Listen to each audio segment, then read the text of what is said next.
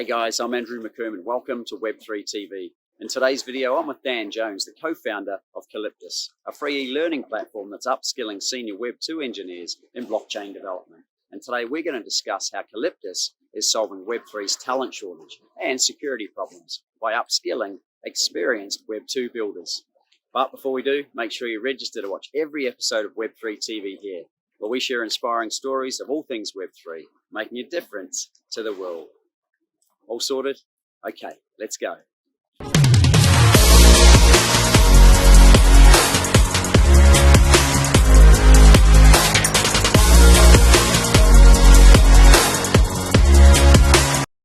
Dan, can you please explain how Calyptus is solving Web3's talent shortage and security problems by upskilling experienced Web2 engineers or builders?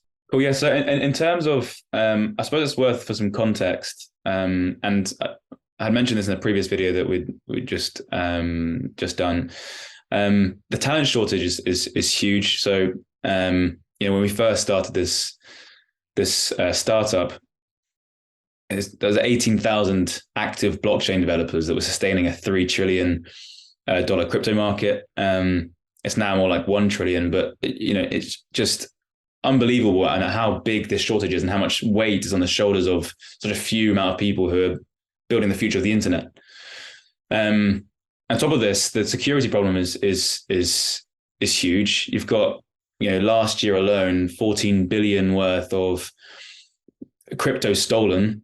72% of that, is due to just hacks and scams of unsecure smart contracts.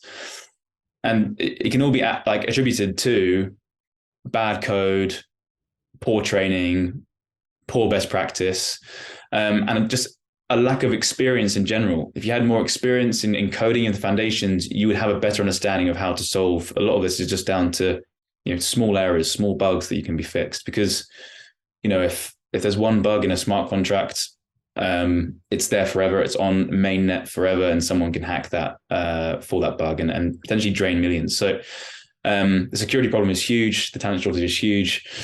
And so what we're doing is that we're building this this free but highly scalable and engaging solution for getting as many senior engineers upskilled as possible.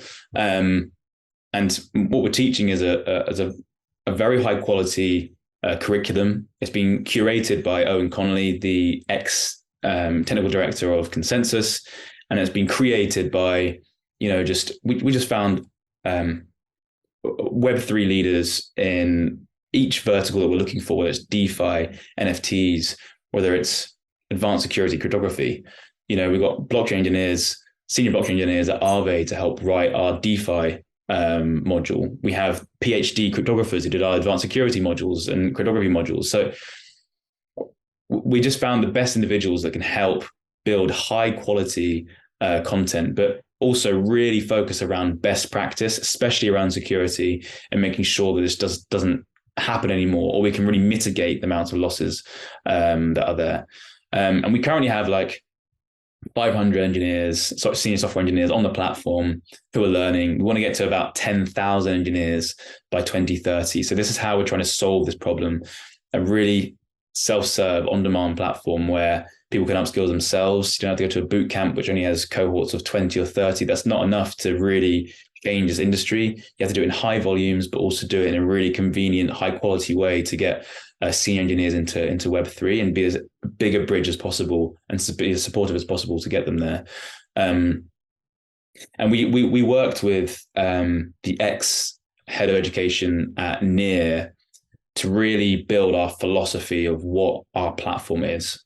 And it's all around andragogy, which is a silly word, but it's adult learning theory. And we boiled it down with this individual, Sharif, in terms of 3 key things that really matter to senior engineers. And one of them is, it's convenience, it's relatability, and it's motivation. So convenience, these individuals do not want to go to a boot camp.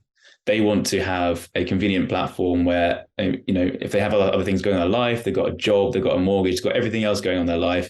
They don't want to have to do a boot camp for 12 weeks, 2 hours after work. That's just not what they want to do. They want to have something that's self-serve. So making it really convenient, really on demand, relatable. So the synapses in senior engineers' brains versus first-time engineers are very much fixed. And they've built their own paths of how they want to do things in life. And that comes down to the code as well. So a young engineer is very malleable. Senior engineers are less so. So what we have to do is make education really relatable to what they already know as a knowledge base. So we are always going back to, okay, so this is what you probably know in JavaScript, in Python, C++. These are the foundational knowledge that you know. Maybe you know VS Code. Well, guess what? Here's an IDE called Remix, which is very similar in a way. So we're always relating back to things they already know from coding. So it's those instant connections are made to make that learning process faster and easier. And also trying to kind of, work out some of those bad practices that perhaps have kind of accrued certain technical debt over time in their work. So that's how we're trying to make things really relatable to get them onto best practice and learning this stuff from the top down. And then motivation. So we're a really strong believer against things like learn to earn, mainly for seniors. Juniors, a thing that they care about a lot is being feel like they're a part of a group. They don't want to be ousted, feeling like they're going to earn something from doing this, whether it's they're going to get some money from it. And so learn to earn stuff is great for juniors. They might earn $10 worth of crypto to do a course or something. For seniors, they do not care about that. They're earning whatever salary in a fantastic role where they're already creating value in Web2. They don't care about making $1 or $2 from learning. What they care about is genuine value, like genuine learning skills that are going to help them move forward in their career, or they're just interested. They want to see what this new tech frontier is, and that's blockchain. So we're not about learn to earn. We're all about a great curriculum and motivating them with an employment platform where we're all focused around, on our community, giving you tips about how to improve your CV, your LinkedIn, your GitHub for a Web3 style company. All about giving you industry leader events so you can get the real insight about what you're looking for in a job in Web3 and what it's really like to work in that industry, and then giving you high quality companies that we've vetted ourselves, that have the right ethos, that have enough funding, that just have really cool products that you will be interested by to make that jump into Web3. So the motivation is key, and these are the three things: convenience, relatability, and motivation for how we've built this platform for seniors. And when we look on the flip side of that, because obviously you have the other part of the deal, which is fulfilling the roles with organizations, where's the demand coming from primarily at the moment? Is it Web3? Is it big business in general? Is it governments? Where's it coming from? Yeah, so we've started with Web3 companies. When we first started Calyptus, we checked out Crunchbase. There's about 7,000 Web3 companies on Crunchbase. There might be more. That's just how many they're tracking at the time. And then checking last week, there's about, so just, mid-Jan, there's about 18,000 Web3 companies now. So in the space of a year, it's more than doubled. And this is like a target market, you could say. This is what Web3 companies, this is what they are right now. They have an average size of about 10 employees. So you've got this demand for about 18,000 Web3 companies, about 10 employees at a time, and they're growing by say 3, 4, 5, 6 employees every year. So this is our demand. This is where we're getting our target market. However, we will be opening up our doors to Web2 companies as well. If you look at Meta, Instagram, Twitter, Disney, Starbucks, they're all looking to enter into Web3, and they're all trying different avenues, whether it's around your profile picture being an NFT, or whether it's around, entering into metaverse for doing a new series on something, or whether it's, doing loyalty rewards using blockchain technologies. So we're not going to be restrictive just to Web3 companies. We're all looking at Web2 companies as well, because they'll be investing a lot of money into this too. No one wants to be the next Kodak, where you did not invest into the future of an industry. So we will be moving into Web2 companies in time, but right now we see the most innovation, most excitement, and just great roles from Web3 companies who are really pushing the boundaries of this industry as a tech frontier. And what with those companies, what sort of like projects or vision or things are they looking to create? So I guess the reason for me asking that question is to inspire those senior engineers to look at some of the amazing things that are being created at the moment. Are you dealing with some pretty cool stuff with the guys that are looking for engineers, or how's it working at your end?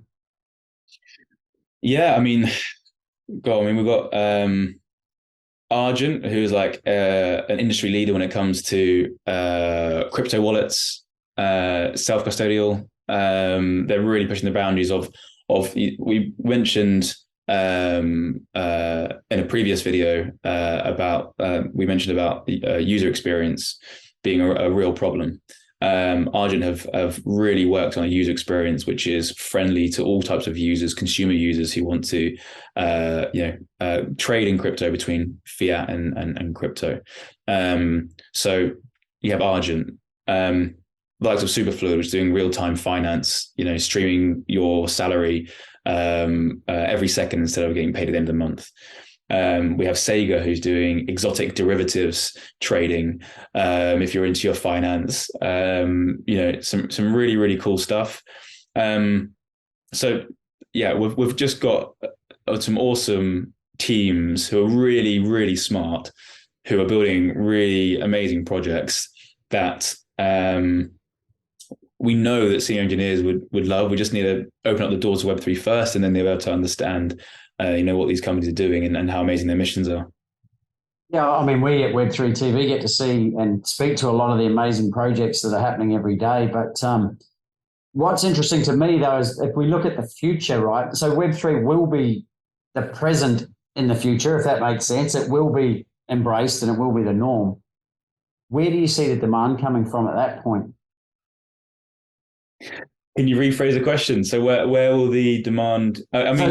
So in the future, right? Like if they're going to teach this stuff at school, everyone's going to need to do something potentially, unless AI takes over everything, right? So it's a loaded question. Now, clearly, it's going to come from the kids. The demand is going to come from everywhere. Right now, there are plenty of people who are graduates who want to just get into Web3, and there are loads of different platforms solving this problem for graduates. I really, really think, though, that before you jump into the likes of Solidity, Ethereum's programming language, you have to have the foundational knowledge behind JavaScript or other programming languages, about computer science, about cryptography, all these different things before doing so. But right now, the community of Web3 is young. The majority of people are young because it's libertarianism, it's down with centralized authorities, big tech, big financial institutions, get rid of the suit. So it's being driven by a young community already. It's just right now the demand is for experienced builders who have to build some very important things and very critical things, or mission critical things, like smart contracts, which have to be done by experts. And if they're not done to a standard like that, they're not being audited properly, then you've got problems. So the demand's going to come from everywhere. It's going to come from young people. It's going to come from older generations.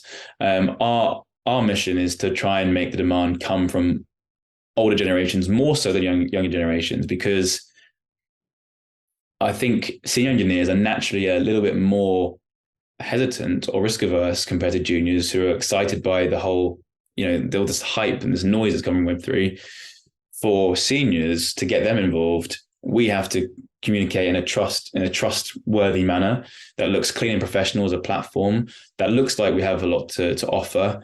But yeah, in a way that doesn't feel like we're dumbing down their knowledge, that they're a very colorful platform where they can learn about JavaScript first. And so the future has to be getting seniors in, because they're a bit more hesitant. They're not sold by salesy stuff. They really want to know about the technology. And so in the future, all this noise and hype will peel away, much like the .com boom from the noughties.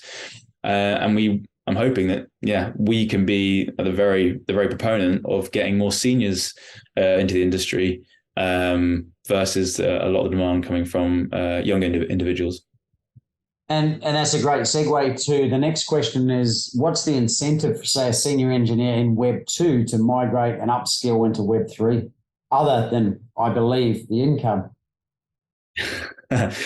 Yeah, I mean, the income, you're looking at, even in a bear market, the average is about 1.5 times. It's about 1.5 times more than your average senior software engineer in Web 2. You were seeing during the boom more like 2.5 times, which is crazy. So things have calmed down a lot. But yeah, apart from it being well paid, and you might even earn tokens as well for being a part of a certain decentralized project. It's things like, if you're entrepreneurially minded, or you're looking for high responsibility, this whole industry is very nascent. So it's full of young startups who are looking for people who can wear multiple hats, who are naturally just builders and like to be vision orientated, who want to be a big cog in a smaller machine. So if you have that entrepreneurial spirit and you want more responsibility, and you're at that point in your life, then this is where Web3 is fantastic for that. Being remote first, Web3 is very much community driven, decentralized, and so most teams are just completely around the world. You don't have to worry about having to go into your office job 2 or 3, 4 or 5 times a week if you don't want to do that. You don't have to be in an environment which might be a bit sterile. You're going to be part of a really exciting team where you can build some just awesome products that is around making products that are made from traditional finance and tech businesses a lot better, and from anywhere in the world. So remote first, you could be entrepreneurially minded with high responsibility, well paid, and just no bureaucracy. It's usually flat structures where everyone has a say, and everyone's valued. So I'd say those are kind of the key incentives for being a part of a Web3 startup. Sounds good to me, mate. As an entrepreneur, that just ticks all the boxes, right? So final question is, and I know this is not necessarily a senior question, it's more of a Web3 getting into it question, but for a school leaver or someone who wants a career change, is it pretty straightforward to get into? To get into Web3, for a school leaver, there are lots of different resources that you can use. So if you're coming from school, you never touched code before, you can go to Code Academy to learn JavaScript. You can join top boot camps like Lewagon, where you can learn JavaScript or C++ or Python to a very high level. I really think at the early stages, some platforms out there offer a quick, 1 week tutorial on JavaScript, and now let's jump into Solidity, like Ethereum's programming language. It's too quick. If you haven't learned fundamentals of computer science or cryptography or these traditional languages, and it's too fast. But there are some brilliant, amazing Web2 boot camps out there that you can jump into first, because that is the foundational code base. Even the majority of the protocols themselves, whether it's Ethereum, is made in these languages, these traditional languages that we use. Not Solidity, that's a high level language. And so, I would go into these boot camps. If you're looking to leave school and go into uni, studying computer science is important. Learning things from that level is important. But you don't have to do that. It's just you just got to make sure you join a good team in Web 2 or Web 3, which will teach you best practice. Because you can learn in quite a scrappy way, and you can't be scrappy in Web 3. There's a mantra that's part of Web 2, which is move fast and break things. I think Mark Zuckerberg coined it, and you can't do that in Web 3. You have to be diligent. You've got to have care. You've got to be security first. You can't have a single bug in a contract, and so you have to have these best practices instilled in you, where you know what you need to do and to be responsible for what you're building, than there's all these other kind of dated mantras out there. I think if you're a school leaver, try and get computer science at university. If you're not doing that, and you want to start for the first time, join a company at the very bottom. Just get a good mentor, good manager, who can give you best practice on how to build in these kind of in traditional languages. Start learning Web 3. You could go to the likes of Alchemy or Build Space, and then once you get to being senior level, our platform is for you. And you can do it. Like my brother, he was in music for 4 or 5 years. It didn't pay very much, obviously. And then he decided just to channel his creativity into being a software engineer, being a front-end engineer. And now after 4 years, he's working at like really good tech companies and agencies, and getting paid really well. So 100% anyone can do it. You just got to have the commitment, the drive, and just to really push through the early stages where you think you can't do it. You got to get through those first few years. And once you've got a good foundational knowledge, start learning Web 3 development. Very cool. And what I love too, Dan, is you weren't an engineer in your background, right? So guys, if you've missed it, we've done a fantastic interview with Dan around his background, how he came to found Calyptus. He wasn't an engineer, so it doesn't mean you have to be an engineer to be in the space, does it, Dan? It's like it's open to all possibilities, all passions, all talents. As long as you've got a general interest in the space, anything's possible, because it, from what I understand, is going to become the future of the world, essentially. Yeah, I mean, also being told that you can't do something is, like for us, we realized, myself and Callum, that, I'm from more of a finance background. I've been in venture capital, in deep tech venture capital. So I've understood how the technology works from a non-technical perspective. But I'm not a coder at all. That's completely not my bag. So all we realized, and I would hate to quote Richard Branson, but I'm going to. He's been called like the best delegator in the world, because he has some skills he just does not have at all. At the age of 50, he was being told what the difference between net and gross profit was in a meeting, and his accountant had to take him out. I was like, "You do understand what this means, right?" I was like, "Absolutely not." Being able to delegate and also just realize that you have weaknesses, and then complementing it with the best people who can do that is all part of trying to just being an entrepreneur and building a really good business. So hiring really well. And for us, it was just making sure that we built a curriculum where we knew that we were getting experts in the field to do this. It's because it's not our thing. We knew we were getting industry leaders to build this thing, and we will just do all the operations. We'll manage the community. We'll do the marketing, all the sales, all the legals, all the other stuff that you do behind the business, behind the scenes, that no one ever sees. And, we'll try and build a product that's amazing, leaning on these people that do know the technical side. For sure. That's definitely think that you can do anything.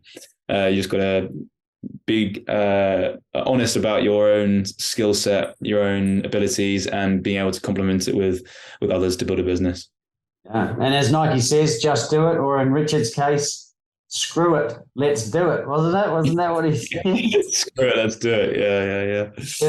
Just get amongst it, jump off the cliff. And guys, if you are wanting to become either a senior engineer or you're already a senior engineer. I'll put a link to Calyptus's website below. Dan, as always, really appreciate your wisdom, your advice, and everything you're doing in Web3, mate. Thanks for coming on the show. Cheers, Andrew. Speak soon. Well, there it is, guys. I hope you enjoyed this Web3 TV episode. If you've got any questions, leave them in the comments below. And remember, if you'd like to watch every episode of Web3 TV, visit the link below or subscribe to our channel.